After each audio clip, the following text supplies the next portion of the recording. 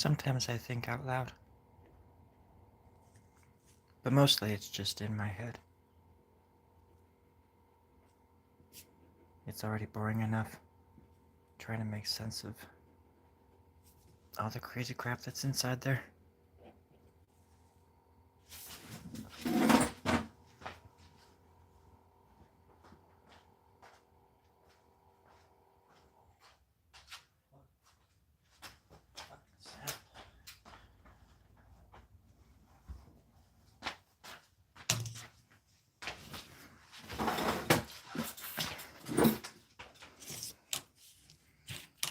Has anybody ever seen such a beautiful flower?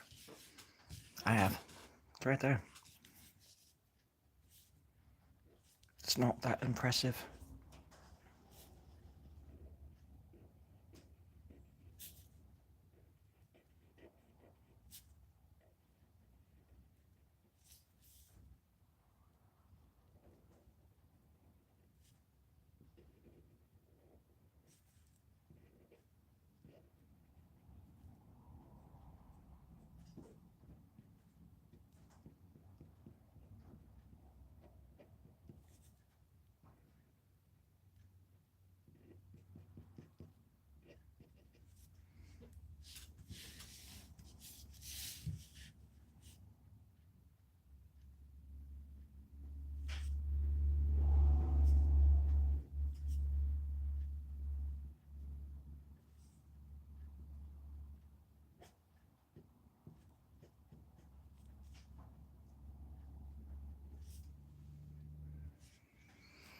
There we go.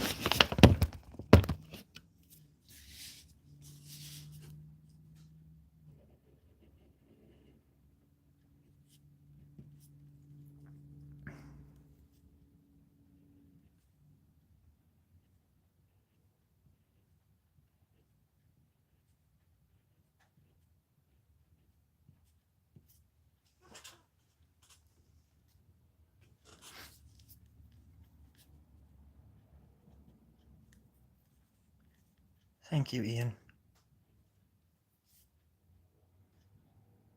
I like your universe. Now we're even, Ian. Even. Now we're even. Kinda like Steven, but not as cool. Steven's pretty badass. His middle name is Ryan. Stephen Ryan Universe. He's somebody that we should both not, well, take lightly. I turned my back on him once. You know what happened? The Big Bang. Son of a bitch created the entire universe. Wouldn't put anything past that bastard. But I sure do like to draw. It makes me feel good. And all of that crap. And that's all. Okay, thank you, everybody. Everybody say thank you to whoever the hell that was, and thank you, whoever the hell you were. Welcome. Okay, I'm back. It's okay. Somebody was here filling in the gaps for me, I see. Remember, friends, if you ever want to draw, the first rule of Art Club is to get one of these. It's an ink tube. I don't know what other... I can't pronounce what that means. Sharpie, I think. It's an ink tube, and it's full of ink blood. You want to take the blood, you want to push it towards the tip, and then you want to squeeze it out onto the paper, or whatever surface you got, preferably paper, because it's portable. Make sure the paper is portable, pious, and, well, porous. Now, porous doesn't mean cheap. Porous means that it has microscopic holes in it. That way it can breathe. It's very, very important if it's traveling through time and space. You want your art to breathe across different dimensions. It's very important that you remember that. And if you wouldn't mind telling the person next to you, just in case they're asleep or have headphones in and I can't tell. Thank you very much. Okay. What makes would you recommend drawing? What markers would you recommend for drawing this? Well, I would definitely recommend like Marky Mark. Mark Wahlberg, or let's see, what's his name? That big guy with the head and the flesh and stuff. Fingers. He has ears. Well, these are Sharpies. Sharpie A's. Top of the line. Category 4.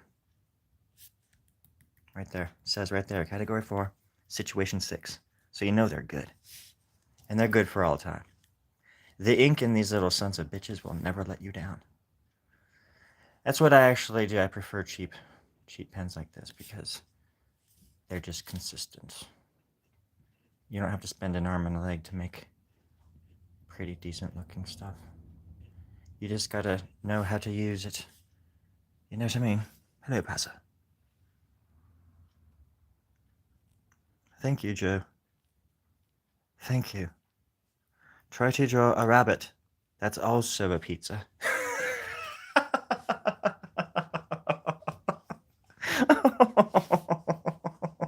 Oh, Ian.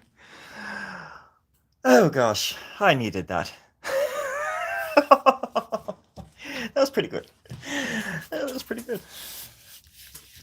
Oddly enough, I drew one of those yesterday. Looked more like a burrito than a pizza, but I was close. I was in the same ballpark. The same food court. I don't know why I'm laughing like that, Ian. I don't know why. I haven't laughed like that since I was a schoolboy. Thank you. Thank you. Now, if you all wouldn't mind turning your books to page 3, we're going to talk about the backdoor games. Yeah, the outside chores.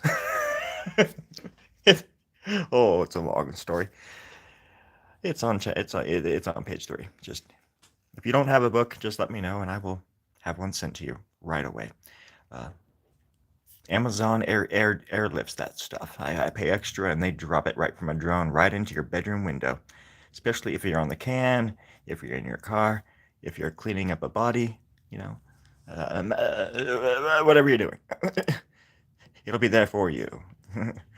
This live stream is brought to you by Amazon drones. There when you least expect it.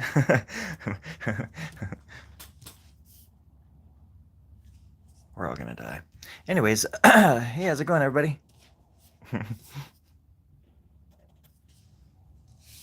Just ticking the time bomb. Ticking off the old clocks. Poking holes in the bucket list. Or maybe even in the bucket. No wonder it doesn't hold water. Do you like saying water, Joe? Joe, ask yourself this. I have a question for you now. I answered your questions. All of them. God damn it, now you answer me one. What does this sound like? If I were to do that for 20 minutes, what would that sound like? Oops, shit. Like that. What do you, just your honest answer. You don't have to think about it for too long. I don't think I'm skittish. I mean, I'm British. I'm more skittish than anything. I'm not British, I'm skittish. I'm from the Skittle clan. It's in southern Northern Ireland, Lincolnshire, along the Western Hemisphere, into the nether regions. But we don't talk about that, now do we? Do we, Luna? We don't talk about that anymore. We don't talk about that anymore. We don't talk about that anymore. What do you say, little flower? I think you stink. Why would you say that? Well, it's true. Oh, gosh. Goodbye, flower. Goodbye. Poor little thing, never had a chance. Well, I'm just drawing away on this little thing. Washing. Oh, washing machine. You nailed it. You nailed that bastard right to the wall. It's exactly, I think exactly what I was going for. Besides a 1972 Studebaker. I never had one, always wanted one. Love the sound of them. They make me think. They make me, no, seriously, really. They make me look out at the cosmos in the most peculiar way. I think we deserve it. I think we deserve a break, Joe, wouldn't you say? Mr. Rogers? I think it's time for a break. All right, this break is brought to you by the flower. Oh gosh, I'm gonna break my ass.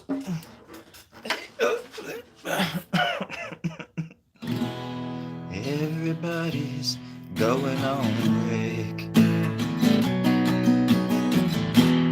Gonna shove some food in their face.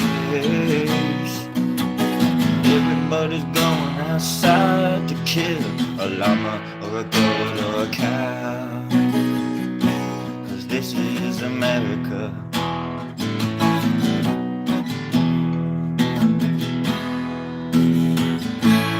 America for you, America for me. America for them. America is free to be who you are.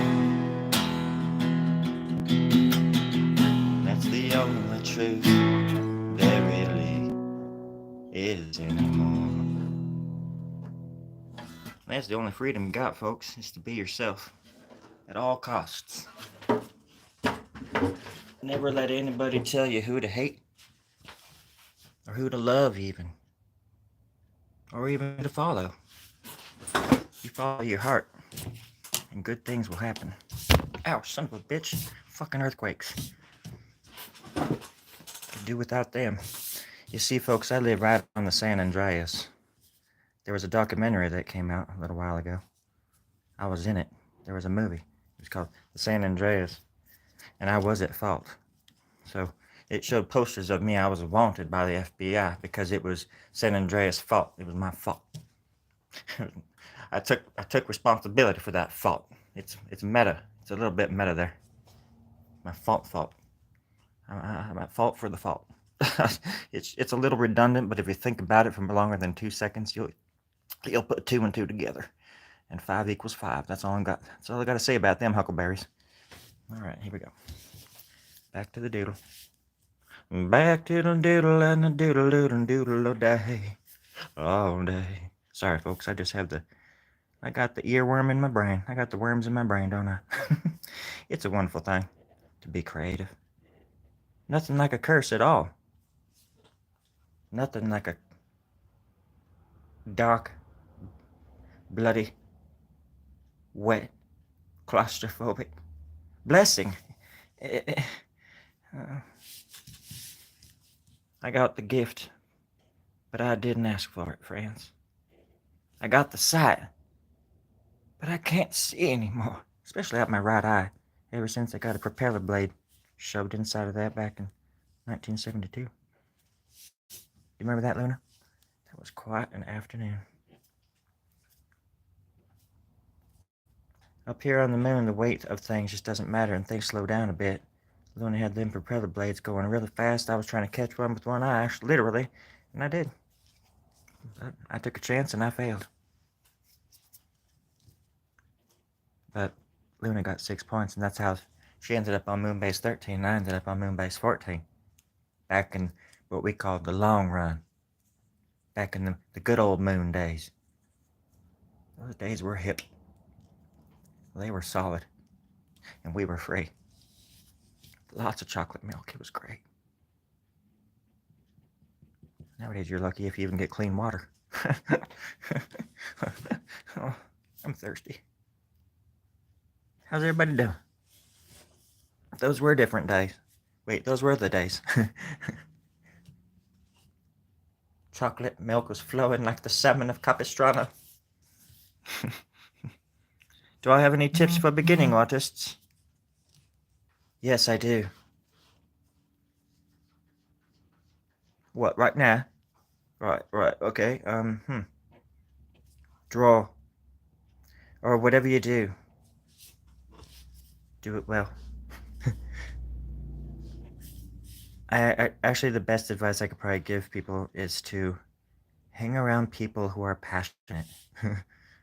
Don't hang around people who hold you back. And don't let anybody ever hold you back. If you have a passion, go out and find people like it. And until you do, you hone it. Whatever that craft is, whatever that idea is, whatever that spark is. and then you go out and find your people. I found my people too late, and I didn't change in the way that I needed to in the time allotted. If I could go back now and change things, I definitely would. I hate when people are like, I wouldn't change a goddamn thing. No, I would. I would change so many goddamn things. There's so many things I would change, and so many no's and yeses. I would say that. I mean, when I said no's, I should have said yeses. So many times. So many times. But I'm a very anxious person, and I'm no good in public, in the public eye. And when I'm out there, I turn into a little piece of shit. It's true. And I wouldn't even say little. Yeah, it's just a big piece of shit. No, I'm just antisocial. I'm not good in public. I don't like crowds, so I act different. And that's why I used to drink and all that stuff. But now it's different. Now I want to be out in the middle of nowhere. In the middle of a crowd. Because, well, I can blend in now. It's much easier. What with the glowing eyeballs and the pointy ears. Oh, shit. Sorry, folks, I almost dropped my pen. That could have been a disaster. It's a Sharpie. They cost money. Begin. I hear Morpheus's voice when you begin. What? Neo, are you gonna make me sit? Begin, man. Begin. What do you mean, Morpheus? What? How? Well, what? Okay, what's your craft? My craft? Jesus, Neo. Yes, your craft, the thing you do, the thing that you wake up every day and want to do more than anything else in the whole entire Matrix world. World Matrix? What? Just don't focus on that, Neo. What I was trying to say is, what burns you alive with passion? What's your passion? I guess chewing bubblegum and kicking some ass, sir. Bro, you don't have to call me sir. If anything, I should be calling you master. You're the one. Come on. Listen to me. Listen to the words that are coming out of my mouth. My name's Morpheus. Call me Morpheus. What do you want to do with yourself? Seriously, why did we just rescue you from the Matrix? I'm throwing you a bone here. What? Oh, fuck me. God damn it. Whoa. Just stop. You're driving me crazy.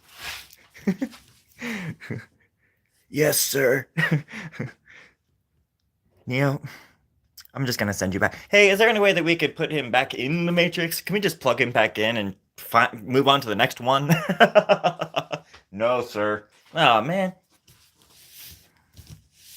Can't say I didn't try. For the sake of humanity and all that we love and care for in Zion. They're down there having naked raves, and we're up here trying to fight for our lives with machines and agents and all sorts of stuff. I just want to be down there dancing with my baby in a rave. Do you remember seeing Matrix Reloaded?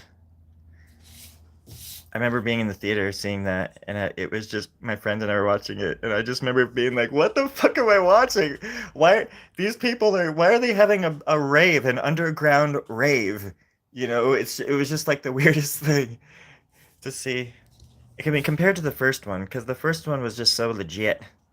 It was just so unapologetically, whoa. Whoa. It was, though, and it still holds up very well. It's a perfect little, what do you call it?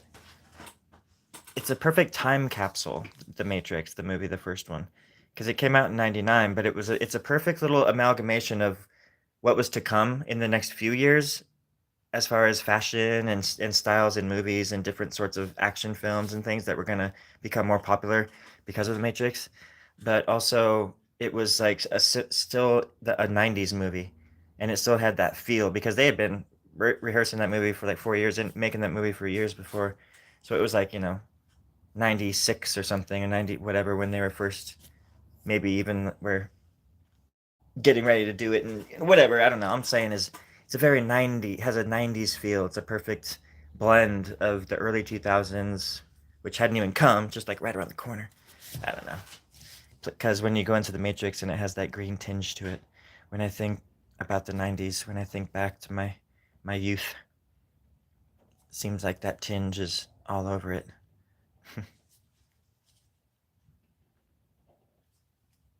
I just really appreciate that universe. It got really weird with the other movies and stuff, but the Animatrix, I don't know if anybody's seen that, but the Animatrix is badass. I highly recommend that. People of People of Zion, hear me! For too long have we been. He has a cool voice, but it's like it was like he was projecting way too much. But at least he was trying to be realistic because there's no microphones and stuff, you know. I don't know why there wasn't microphones. They have like ships and they have like walkie-talkies and what did I just say? Rackety walkie-talkies. But they also have like all sorts of technology and stuff. But down there, they couldn't even give Morpheus a microphone to where he didn't have to like burst his, larynx just trying to say some stuff. Gosh, poor Morpheus. Porpheus. He's like, I just don't want to talk so loud. It's really straining my vocals. Can you hear the words that are coming out of my voice box?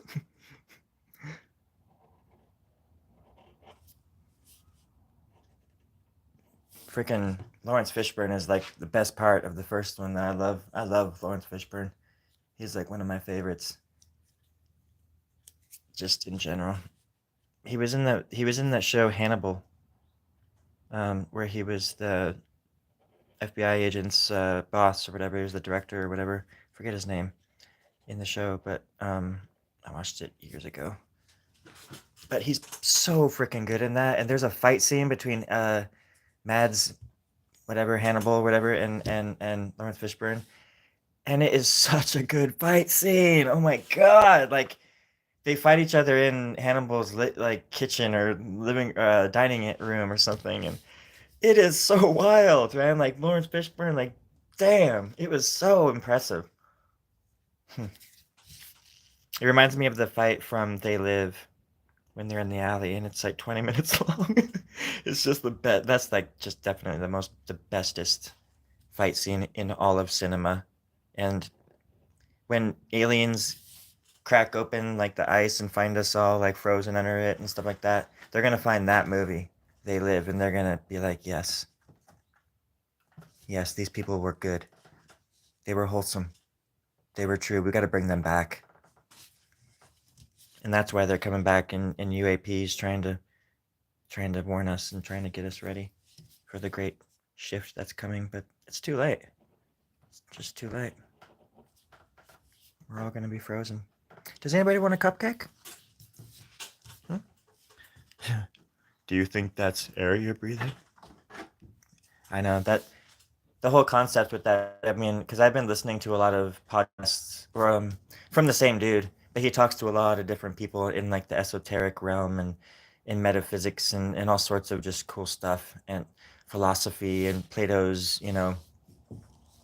the allegory of the cave and stuff like that, and the cave is basically a version of the Matrix.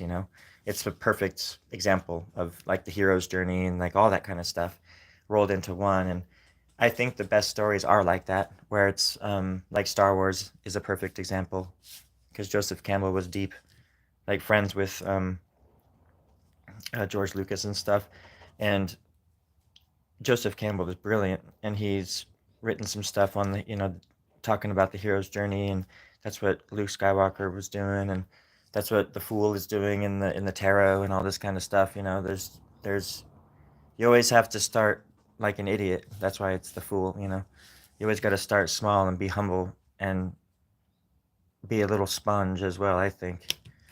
But take what you know and go out there, but don't act like you know everything because you certainly don't. I mean, what we even look at in front of us isn't even fucking real. And people laugh at that kind of stuff, but it's coming. It's gonna be undeniable here pretty soon. It literally is just I mean, we're definitely gonna see some of the craziest stuff our species has ever seen just within the next few years, in my opinion. I mean, we already have in a way, just with this kind of stuff where we're just so we're such the little froggies in the, pot of boiling water where we're just slowly burning and we're not even noticing it. And not to say that we're like burning up. I mean, like, we're like that with information. We're living in this crazy, weird future where all of us are practically cyborgs already because of our phones and whatnot, And people still laugh at the idea of us being overrun by AI and all. It's just all of the steps are in place to have all of these crazy scenarios happen. It just depends on what happens. That way, because if you know anything about different dimensions and different realities and stuff, that because once you make a choice, there's all these different choices, and all those choices happen, but we just happen to go down this one route, in this version of reality. And each one of us does this. We change the world around us like the butterfly effect. Just by existing, we change the reality of our world. And in a bigger way, the whole universe. Because what we do here echoes out from here. And what we think and what we do and what we say. And we come and we go and we come and we go and we come and we go for all frickin' eternity in different forms, in different consciousnesses. We haven't just been humans, we've been everything before. And now this is just this version of us experiencing itself, experiencing the universe, experiencing itself. Like a battering, like a boomerang or something. And we're just sitting out here in the middle of nowhere, thinking about it. Or not thinking about it. It's just crazy to me.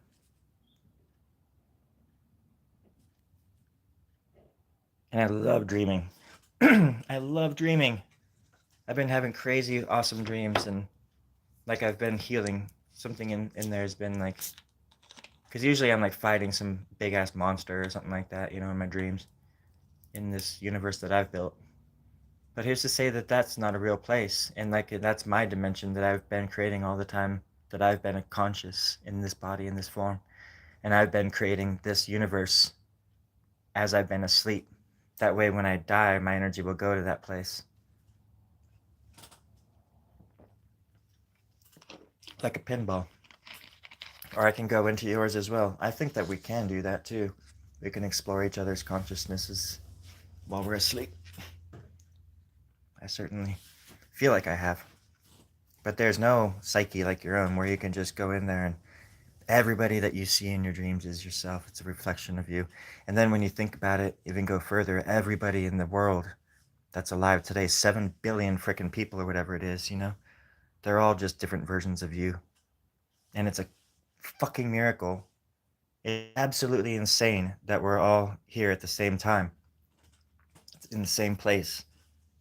After this rock has been sitting here for like 4 billion years collecting dust.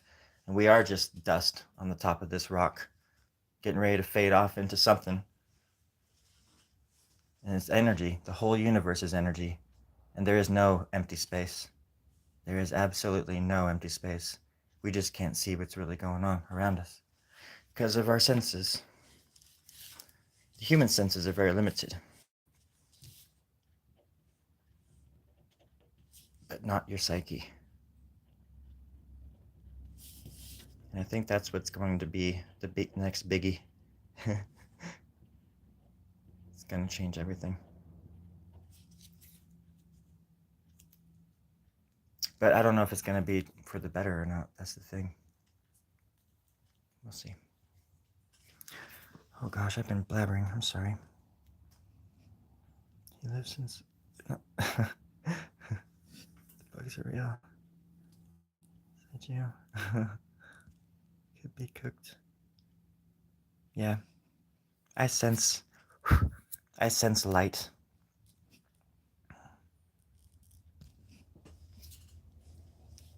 The thing is, though, that's the whole thing with Plato's cave, is that the person went out and saw the light for the first time, saw the sun, and didn't even know, just really didn't even understand what that was. But he realized that what was down in the cave, that the light down there was even fake and controlled. But then he tries to go back down and tell them, which is not a good idea. And you try to wake people up, unplug people. But people, you know, so the whole idea is that they just they won't have it. So it's best just to go out there and experience life without the shadows as best you can, and find others that have peeked behind the curtain. You know, arm wrestled the wizard, and that's why other cultures have shamans. Some cultures have, you know, mystics, people to guide you who've been there, because we all start experiencing certain things, you know, that we can't explain. But then that's why it's so helpful to have certain people around who've done that kind of work. But you got to be able to trust them.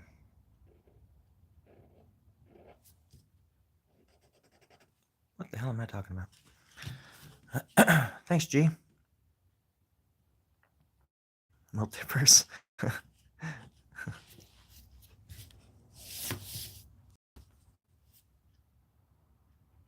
There's this movie with Jet Li. It's called The One. It's so funny. He plays like different versions of himself in like different. If they call it the multiverse, it's cool. I remember seeing that like 5 times in the theater. I was a huge kung fu fan for a long time, and I love Once Upon a Time in China. Like I think there's 3 of those movies. But Jet Li is like, man, he is just amazing. Watched a lot of Jackie Chan, old school stuff.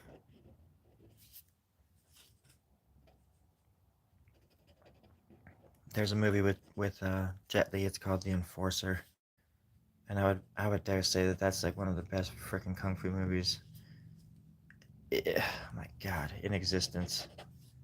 The Enforcer. Those guys gotta get hurt when they're making those freaking movies. It's so impressive. But Once Upon a Time in China is badass. If you ever have the chance to watch something epic, I highly recommend it. I think Michelle Yeoh is in it as well. Possibly. What is she in? She's in a few Jackie Chan's, like not Super Cop. I think it was Super Cop 1 and 2. But yeah, anyways. When the student is ready. Ooh, I like that. When the student is ready, the teacher appears. And I believe that too. It's like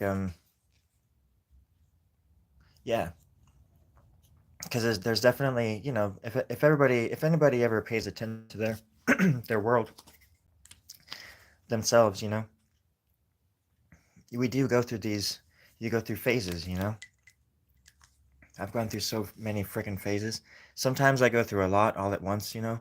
Sometimes they're gradual, super gradual. But it is this feeling of sometimes the teacher is you. You just don't know it yet.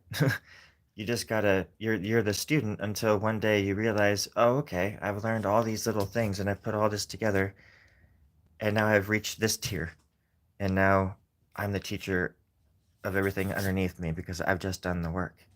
You know, so sometimes we gotta do things for our future self. Because there's been plenty of times when, like, for example, when I used to exercise or be diligent on that kind of stuff, when I'd be doing good exercising and I'd be thinking to myself, or even like weeks afterwards, I thank the old me. I'm like, oh, thank you, old me, for doing these exercises. Because it's like you're doing a favor for the future version of you. And you're giving that future version of you, however, whatever that is or whatever you become, you're giving that, you know, good vibes, whether it's working out or just thinking more positive or eating better, that kind of stuff, you know. Because you know how it is, some people have all these regrets, like, why did I eat that? Or like, man, I've just been eating takeout for weeks. Rather than doing that, it's just better to not do those things that make you feel like shit and just go about it like future me is gonna think I'm fucking cool. The future me is gonna love this, the past me. You gotta like fool yourself sometimes, and it's a version of faking it till you make it. I don't know. I just, it makes sense to me.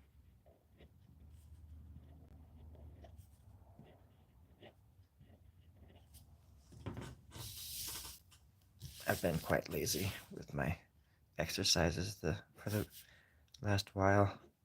Every time I do anything, I can't do push-ups anymore because my stupid arms, they're so messed up, and I have like tendonitis in my freaking shoulders right now again, and it's just my arms hurt so bad. Um, the dog ate my homework. Sugar tastes good. I mean, see, there's so many reasons why I can't exercise. I should at least walk more or something, you know. I think about walking though, a lot. I think about it.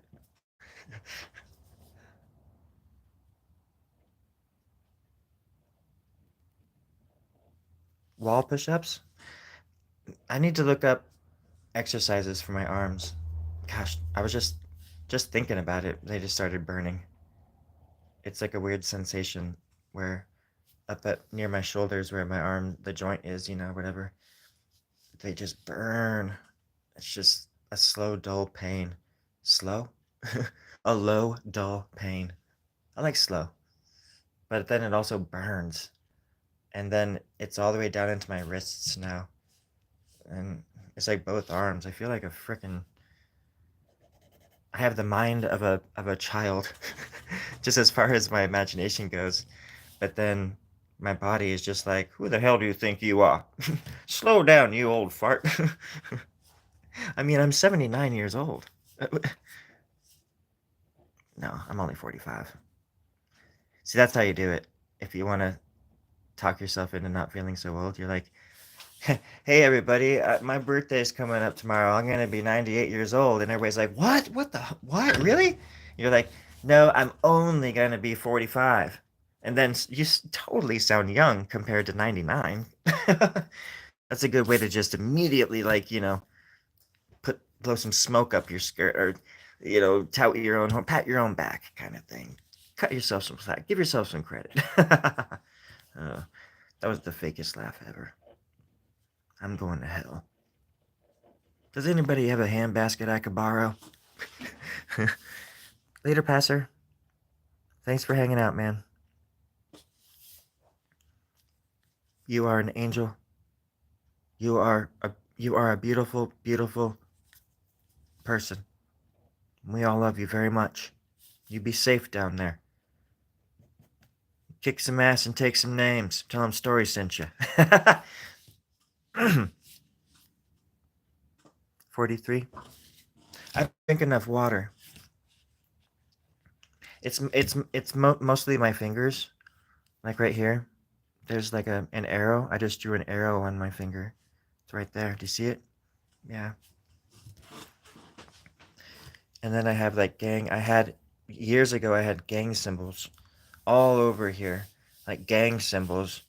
We were called the Blueberry Bad Boys, and so it was like B, Blueberry Bad Boys.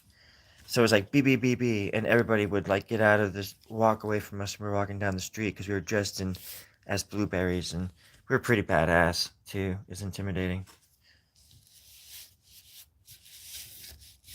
But I got all of those removed, and I got new fingers altogether. So these aren't even my real hands. These aren't the ones I was born with, anyways. But they're growing on me. They're growing on me. Such a dork. Yeah, they're growing on me. All that stuff. Haley! Hales. Little Hales. Little Hale. Oh, Hale. Little Hale. Oh, Hale. Little Hale. Little Haley. Sorry, I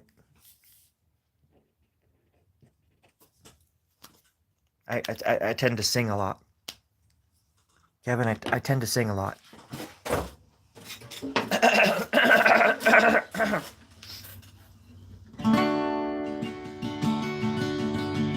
like kids running wild in the backseat, and a sense of denial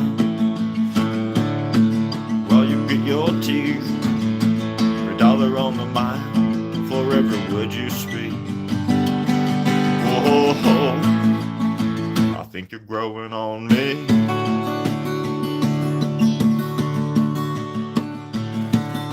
A broken bone sent by an angry thief, a backyard burning while we all asleep, a simple man crying in self-defeat. Whoa, I think you're growing on me. I think you're growing on me. I think you're growing on me. Oh, you're loving, oh, you're loving, oh, you're loving, you're growing on me. You're growing on me. You're growing on me.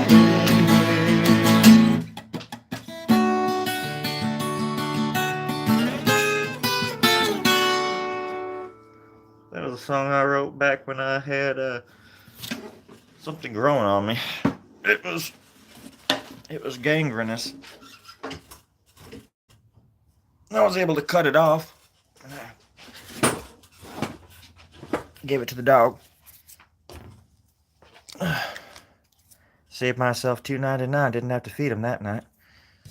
It was growing on me, but now it's growing in his belly.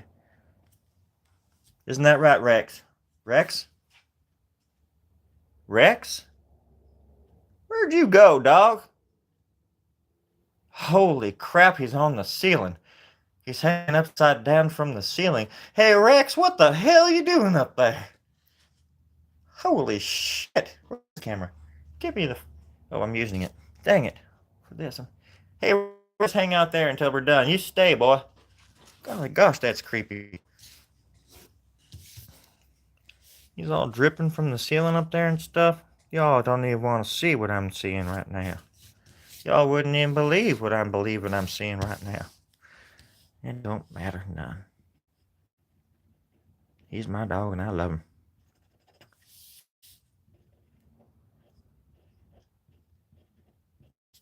There we go. Now it looks like this person that I met in the parking lot today.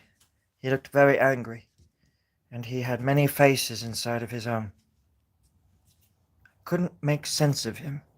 He was yelling something at me, but I was so distracted by the person behind him who had a normal face. So confusing. Any questions? Break-a-cello. You have a concert tomorrow. Cool.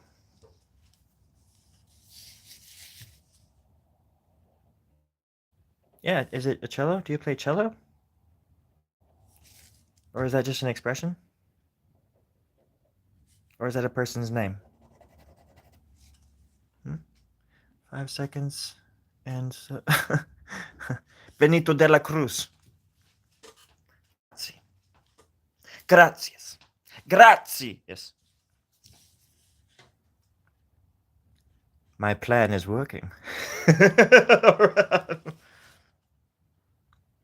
I draw, and they sub. Or they sub. God, that sounds dirty. I did not mean it like that. Just, you can't say anything like it. I'm making a sandwich. It's gonna be so good. Bologna, mayo, honey mustard. We're really getting down. We spared no expense. That reminds me. Has anybody seen Spencer? Where is he? You mean Spence? Well, yeah, that's right. That's what I meant. Well, you said you spared no expense. What does that mean? Well, we threw him overboard. What do you mean? What do you mean, what does that mean? You tell us to throw him overboard. No, I said we spared no expense. That doesn't mean throw Spencer overboard. Well, sir, we've done it. That was 2 days ago. Spencer's been gone this whole time. He's gone, sir. Ah. Is the plank okay? Oh, the plank's fine, sir. The plank's fine. Good. Spent a lot of money on that. Spared no expense. What's that, sir? Nothing, nothing. Ignore that. It was just an expensive plank, is all. And it's true. It was $12, if anybody's curious. It's richer than a man's life out at sea.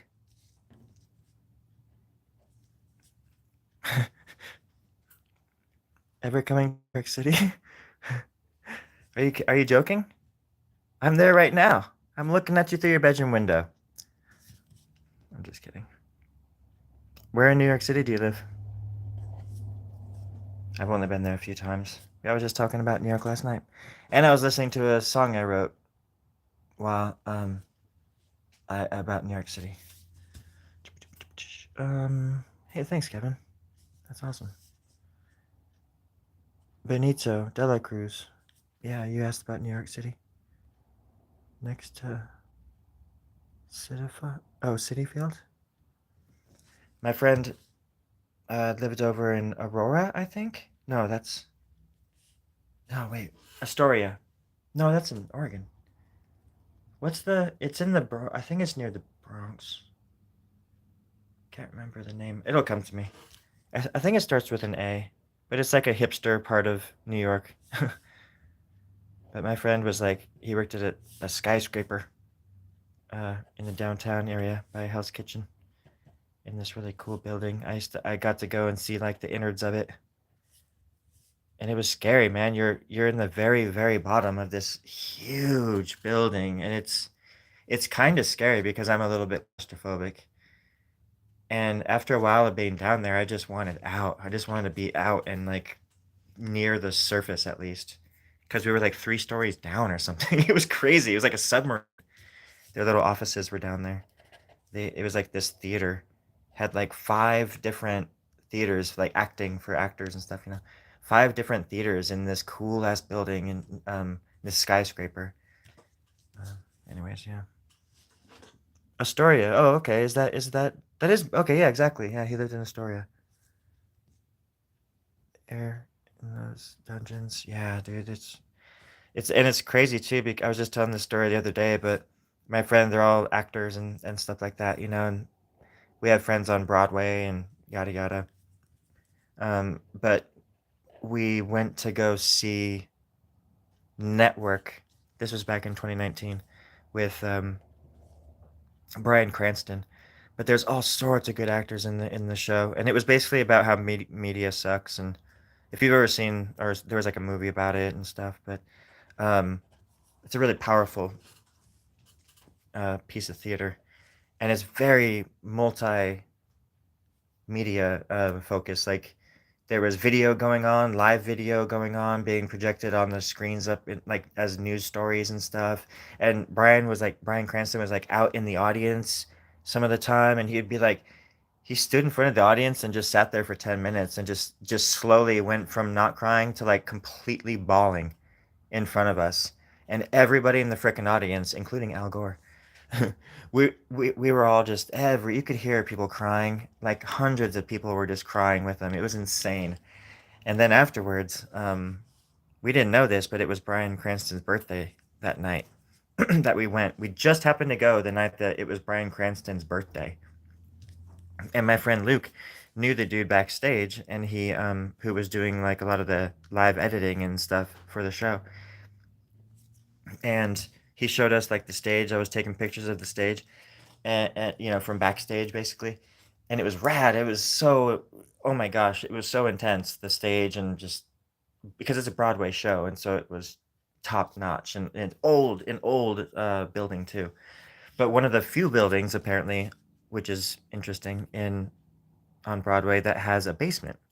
So this place had a really awesome basement, and so Luke's friend was who was doing the show. He's like, hey, we were getting ready to leave, and he was like, hey, it's Bryan Cranston's birthday. Do you guys want to go downstairs and wish him a happy birthday? And we were like, boy, yeah. So we went down there. They're having this after party. The whole cast was down there. And then Al Gore was there, and all these weird, amazing actors from all these movies I'd seen from like my youth and stuff, including Tony Gladwin, who was in Ghost. He was like the antagonist in Ghost. The dude that gets the window shoved through his guts. And I've seen him in tons of like sci-fi movies, and I got to like meet him and shake his hand.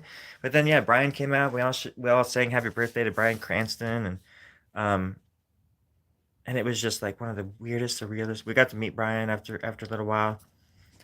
Um, my friends and I are we're not the kind just to go running up to people like that. We always wait until it cools down, and then we just sort of like just kind of shuffle over into their direction a little bit until we feel like it's okay to say something. But then in this case, Brian left, and then we thought that we thought that he was gone, and we didn't even get to meet him.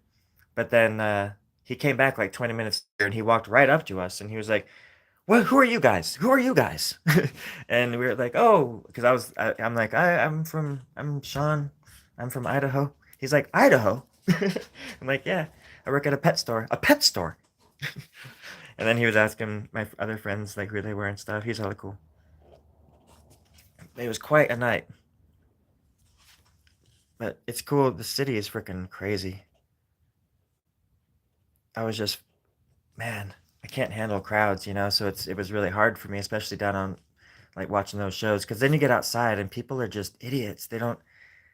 Oh gosh, I kept thinking, feeling like my pocket was gonna get picked or something, because people are just rubbing on you. Excuse me. Hey, I'm walking here. All that kind of stuff. What you doing? Get out of here. No, no, no, that's not how you walk in New York. All that kind of junk. You know how it is. They must take a long time. Oh, my drawing? Lonely? Is that what you're asking about? Or the Broadway shows? Man, that was a crazy night. What was your craziest experience at the pet store that you worked at? Um, I think one of the most painful experiences was getting bit. I got bit by a dog, like right here. He like clamped onto me like that. And I just reached down to, it was just I walked out of the back room, and he was over by the treats, like where we had bulk treats, this little teeny pet store in Boise, Idaho. And my my coworkers were right there talking, and so I just assumed the dog was fine because he was just walking around off not on a leash, which was fairly normal for that store. And I love any animal, so I just sort of reached down to pet him and say hi. And I remember just him looking at me. He just gave me this look, and I was like, "Oh shit!" And he just, within a flash, had my hand in his jaw, just like this, like clamped down on both sides. And he was like tugging at me, and he was just like pulling. And he wouldn't let go. And I was telling the lady, I'm like, "Hey, excuse me, can you tell your dog to let go of me?" He's biting me, and it was like bleeding and stuff because he totally punctured me. But yeah, anyways, you're chilling at this bar on Bleecker, some college bar. He's 7 foot tall giant. It's no other than giant. So we're from Brazil. Funny. Oh, that's crazy. That is. Wait, I want to make sure the drawing. This one, I just started this yesterday, I think. Yeah, they work experience, because then I had to go and get a tetanus shot, and they were flushing out like the hole where like the tooth had gone in, and they were like jabbing something in there and just squeezing this syringe full of like liquid antibiotics into the cut, like deep into the tissue, and it was the most painful freaking thing I'd ever experienced. But um other than that, in Portland, there was some stuff just because there was a lot of homeless people. So you had to be careful there. Like there was some guy that flashed himself out in front of that place, um, which made me sad. But yeah, um, you know, most of the time it's just crazy customers, just people just say and do the weirdest stuff. We had some crazy experiences during COVID. Like people come in with like weird fake masks or no masks at all, and just act like everything's fine. In Boise, we weren't allowed to say anything to them if they came in without masks. We couldn't say, "Hey, please put a mask on." We couldn't even say, "Please put a mask on." No, okay.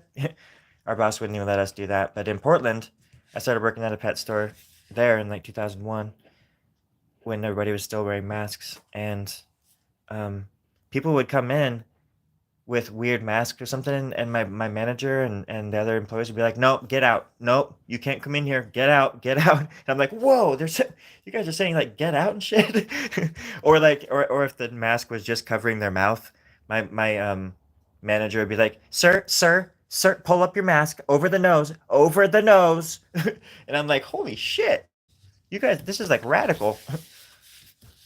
Compared to Idaho, it was just because in Idaho, people were like burning masks out in front of the Capitol, like the anti-mask people. Like, still just boggles my mind. It's like it's a freaking mask. You guys don't have to probably even wear them 8 hours a day like our essential asses do.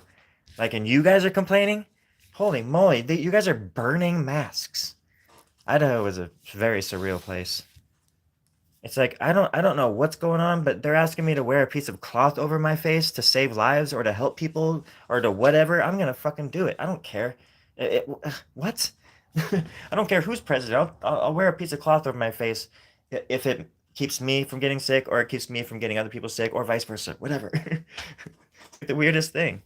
Plus, it was so cool, like wearing masks sometimes because you could just be like grimacing. You didn't have to put on those fake smiles that you have to do for customer service. And I loved social distancing. I loved it, especially at the supermart. Especially the supermart. God damn it. That's all I have to say about that until next time. It's easy to think about. It wasn't even that long ago, you know? And everything's just back to normal. People just, I'm standing in line at 7-Eleven and this motherfucker's like breathing down my neck.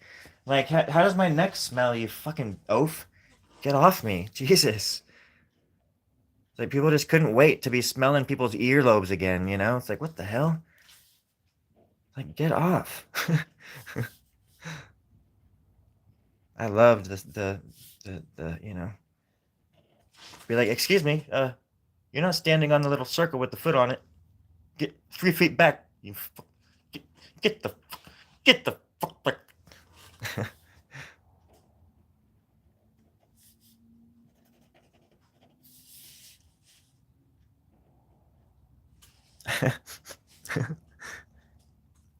Later, Haley. Haley Comet. Oh my, this is real. What do you ever add to this? Do I ever add to what? Well, it's not about liking the masks either, Haley, but it's a matter of just doing the right thing. I don't know. Believe me, I didn't like wearing the masks all day.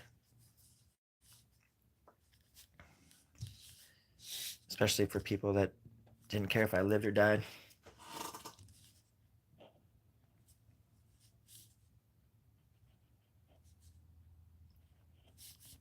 My throat is very dry. Oh man, I've got liquid. I've got liquid. Liquid. There we go. Oh gosh. Plus, I didn't have to wear my stupid fake tooth. So that meant I could just eat things really quick.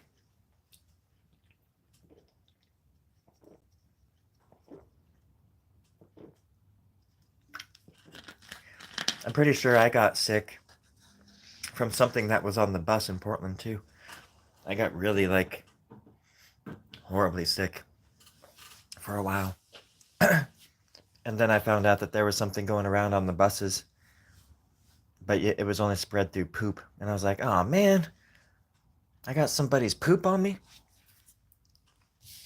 Because I got some kind of nasty bug, and it came out of my poop. Or it went into my poop. What?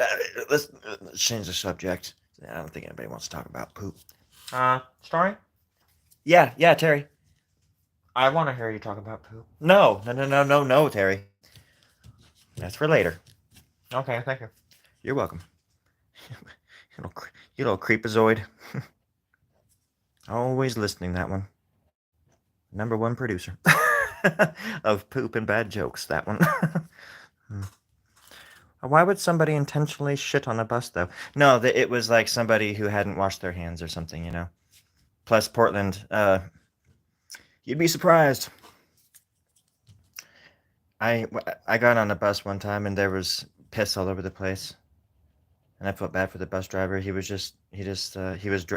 I don't. It wasn't like it must have just happened or something. But like sometimes there's people that get on or that are homeless or whatever.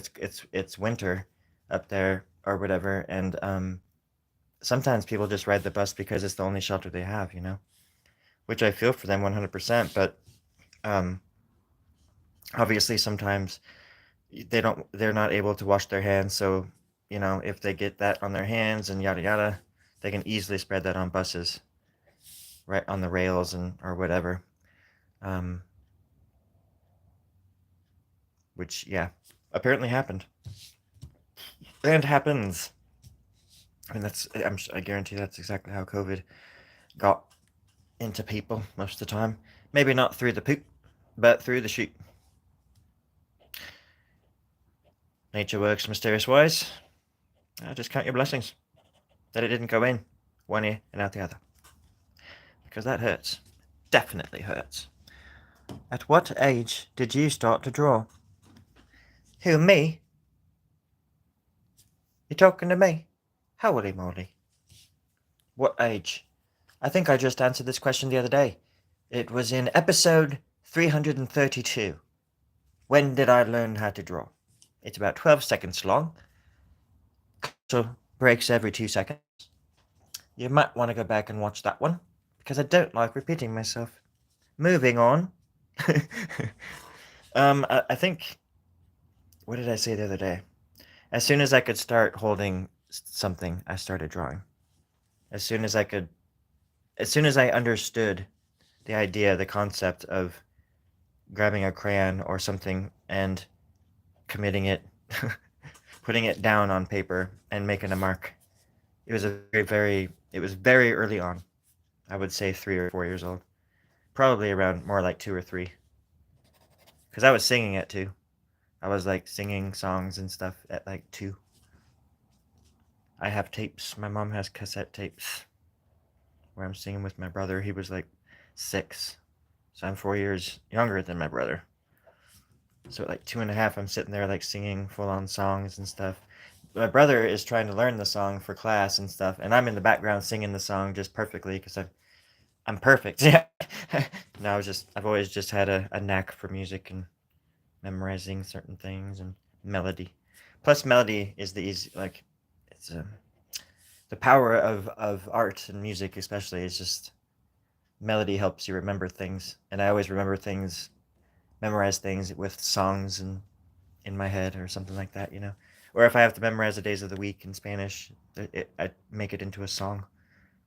Or if I have to remember where the bodies are buried, I write a little song about it. Just put it in code, and nobody really will ever know where those bodies are buried. I mean where the crawdads are, Harry. Yeah, where the crawdads are, Harry. That's what I said. Oh, hey, what's this? What's that right there? Yeah, right. Oh gosh, I hope I didn't say that out loud. Hey, don't look at me like that. Do you know? Do you know what you're going to be? No, I'm just freehanding. I'm giving my hand permission to do what it's gonna do. I don't know. I don't know what I'm gonna do next. Except that I know perhaps I've got some munchies. I got the munchies, and I don't know if it's munchies, like if that's a brand I should be aware of. I should be aware of. But like a cheese brand, is it munchies or is it that I've got the munchies? I don't know. I'm trying to figure it out. All I know is what happens in the head stays in the head. What happens in the totem stays in the totem, right? There's no use trying to make sense of it. What happened already happened. There's nothing you can do about it unless you go back in time and change it. And that's what I'm planning on doing with this drawing. I'm going to give it to the future me, and I'm going to try to change the past. Does anybody want anything from the past changed while I'm out?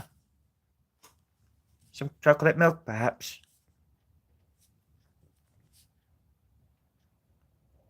Is anybody else hearing a certain ringing? A certain frequency? No? Okay. Oh, it's gone. There's some teeth right there. Does anybody like teeth like I do? Ooh, strawberry milk. I prefer chocolate, but now you're talking. Now you've got my attention. Yo, son of a gun. Seriously, my address is in the description. It's a long drive from Antarctica to the moon, but, you know, somebody's got to do it. And if you're bringing chocolate milk or strawberry milk, I will follow you to the ends of the earth. You have my sword. And my axe. And my bow. And my ring. No, Frodo. No. You keep the Frodo. Don't give it to him. Oh, that's right. Yeah. They're saying they're giving me their weapons. That's right. You carry the fate of us all, little one.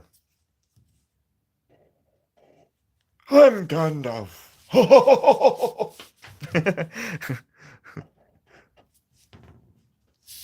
That'd be cool if Gandalf had like reindeer, like Santa, you know. Frodo the little hobbit. Bye, Luna.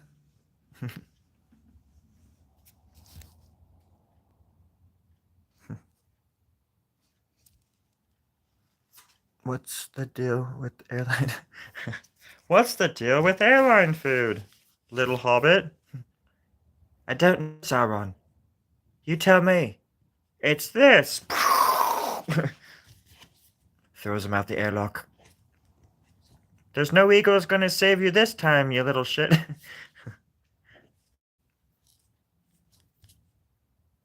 I'm really surprised that they haven't made a new Lord of the Rings yet. I know they probably have really been wanting to and thinking about it, but they just know that if they tried, people would just lose their minds because you still can't beat the original trilogy. It's pretty darn good. I want to go watch it right now. I used to watch those quite often.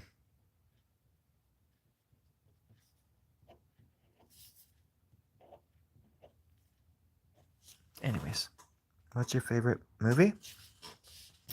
I think hands down my favorite movie. Well, I have a few, but the top movie of mine is Aliens.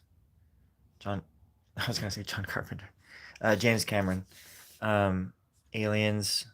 Um, there's movies that have like done a lot for me, like you know, um, like they've changed me in ways. Like Fight Club is one of them, for different, not like for certain ways, you know, just that it shed light on a lot of things at a time in my life when I needed to hear those things and know certain things about myself.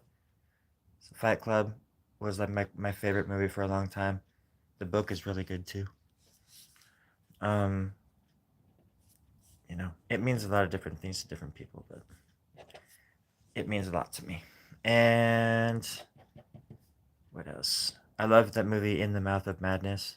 I love horror movies. Like In the Mouth of Madness is really freaking good. The Thing, John Carpenter's The Thing, the original, you know, is like from like '82. I would say Aliens and The Thing are probably like my favorite movies.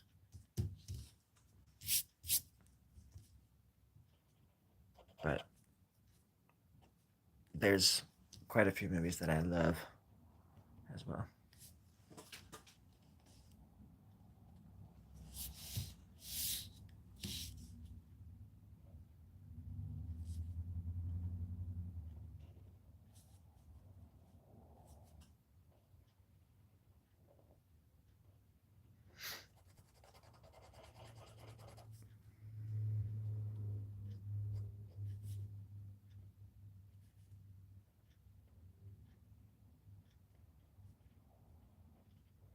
I get stuck watching the same movies all the time though.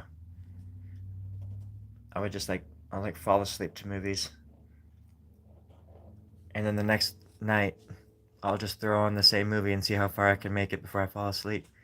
And so I feel like I'll watch movies over and over and over and over and over, but I won't ever see the ending sometimes. So sometimes I'll stay up late or I'll start the movie earlier than usual and I'll get to see the end and I'm like, "Whoa, I forgot that that happened," or something, you know.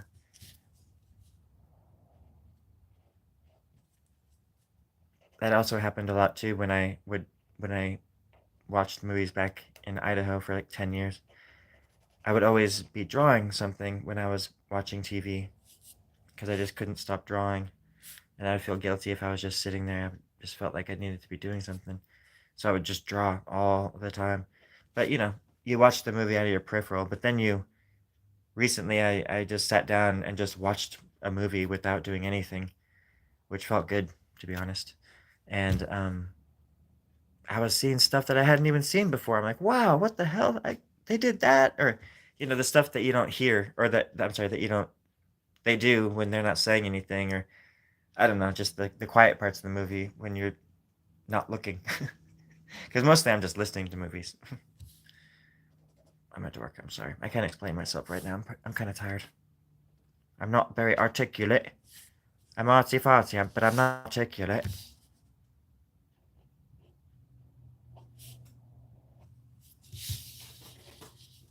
Worst movie, man. I would have to say it's probably like I don't like certain genres of horror, like the shock horror kind of stuff. Worst movie I would have to say is The Last House on the Left. I think that's the original like Grindhouse version. And I want to say I think it's that's like who is that? The director. It's a famous director, I think. But only because I mean it's a good movie. It's terrifying and it gets its point across, but it's the subject matter is very, very dark and disturbing. And I remember seeing that when I was like 17, and it just left a really, really bad mark in my mind, thinking that kind of shit actually happens. It just because I like horror movies that are more, you know, the slasher movies I watch like Halloween or something. You know, it's more supernatural than like The Hills Have Eyes or whatever the remake of that when that came out. I almost walked out of the goddamn theater. And I've never done that before in my life, but you know, fucking mutants are like breastfeeding and shit. It's like the most disgusting thing I've ever seen, and I just wanted to walk the hell out. I mean, it's like this. I don't need to see that shit.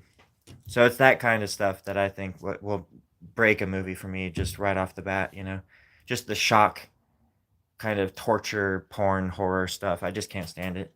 Like Saw. I'm sure those movies are good for some people. So a lot of people like those movies and stuff.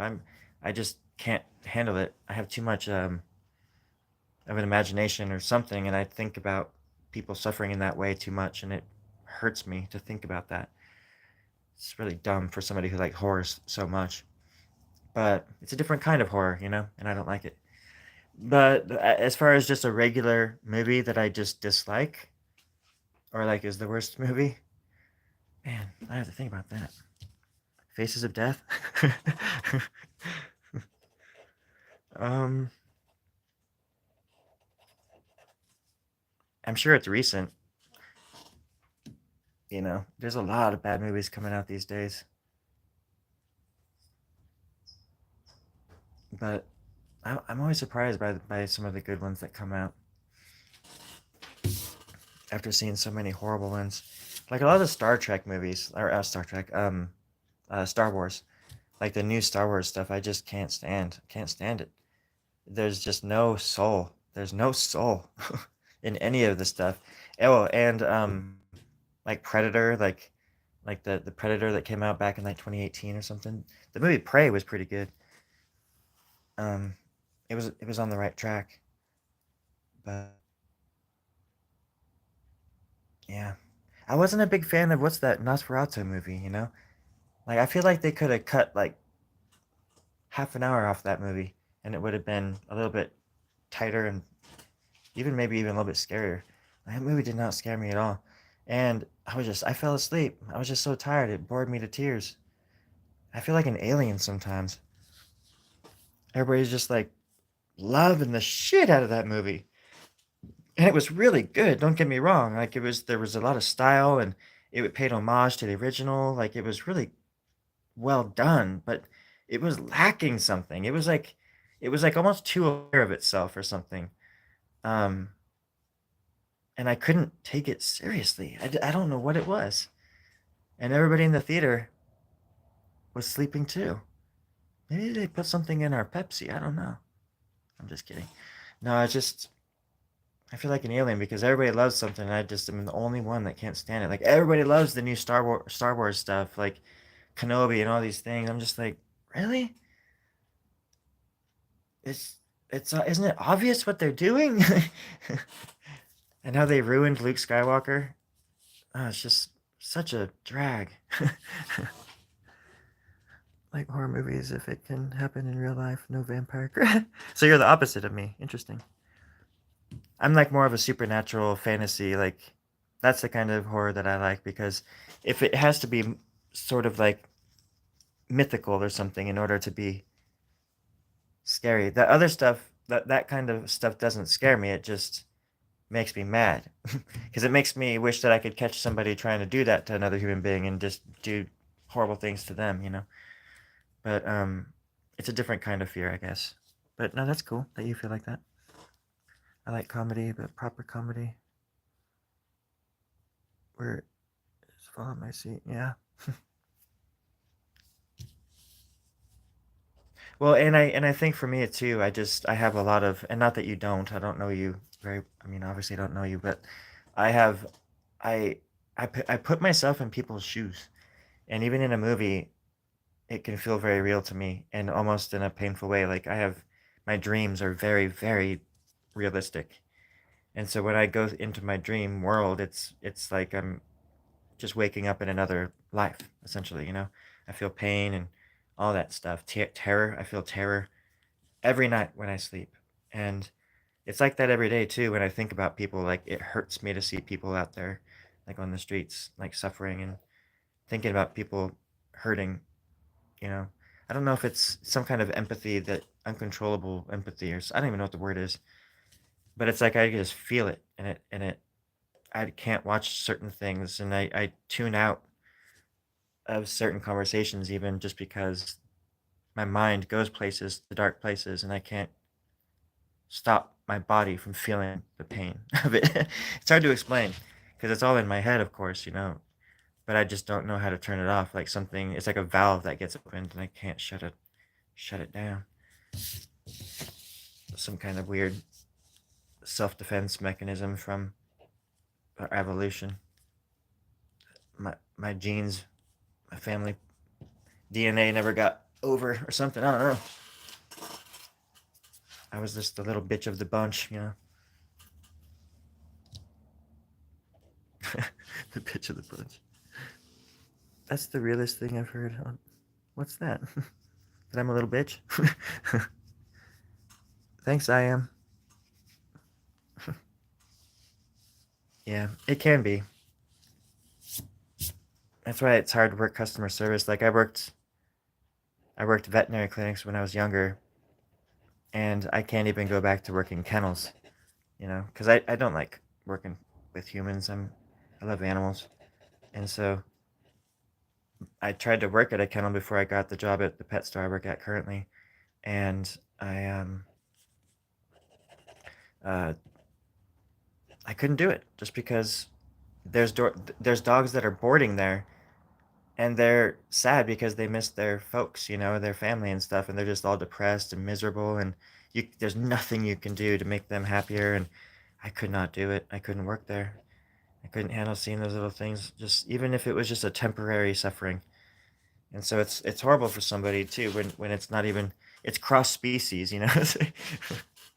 It's, you know, I guess it's sort of a good thing, but at the same time, it's just I wish I could turn it off sometimes. But then, you know, you got to deal with the version of you that would come out of that. You know, it'd be some kind of fallout. And I didn't come all this way just to turn my heart off or shut myself off from my feelings and ignore what I feel to my core. You know, it's like quite the opposite. Now that I'm this age, I'm finally have the courage to let these things out and not be afraid to say, "Oh no, I'm not gonna do that anymore." Why? Oh, because, you know, the older you get, the easier it gets to do that kind of stuff. Just be like, no, I'm good.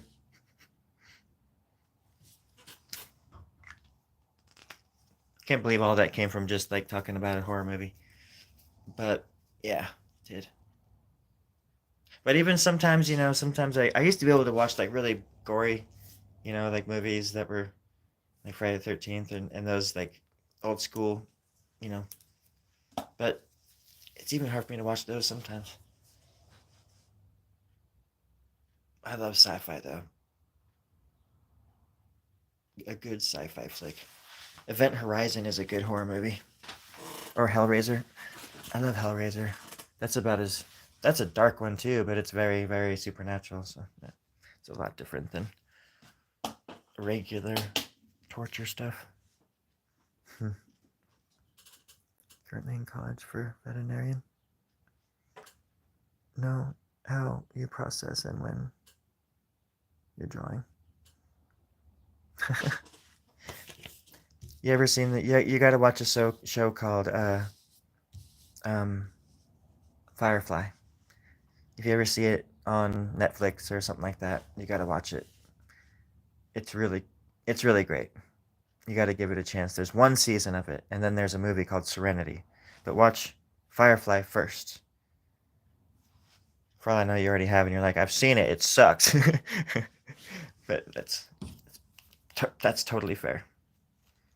But I like it, and it's written very well. That's the thing for me. It's like I don't dislike any genre necessarily because even a good torture porn movie, if it's written well, I might like, you know. But if it's just that for the sake of that, it's a huge turnoff. But for me, anyways, like I like a good, well written movie. Like if it's well written, I don't care what it is, I'll watch it. Just like a song or a painting, if there's something in there that I can kind of latch on to that piques my interest or that I haven't seen before that's unique, my brain will accept it in a way. It sees it, it'll hear it, so it's tangible at that point.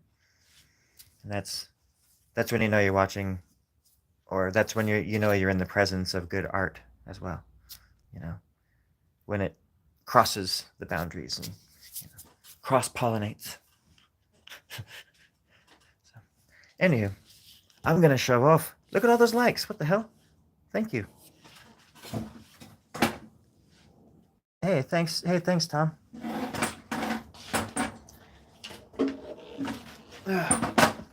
All right.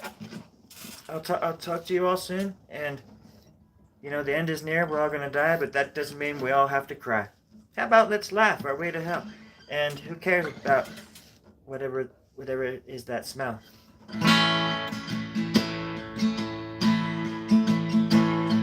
We're all gonna die. It don't matter. We're all gonna die. The sweat on my brow, it's coming down fast. It's coming down low. Makes me think a little bit slower than usual. We're all gonna die. There's no reason to cry.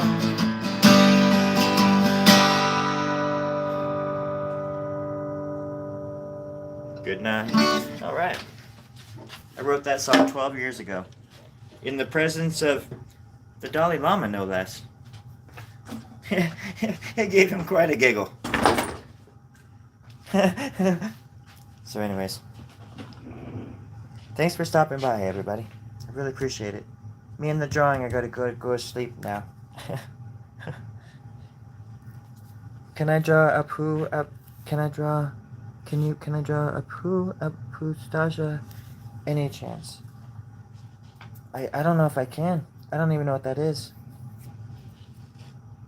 But I appreciate the question. Yeah, it's called Firefly. One word. It came out like in the early 2000s, but it's a sci-fi space. It's a sci-fi western. But it's cool and it's well written.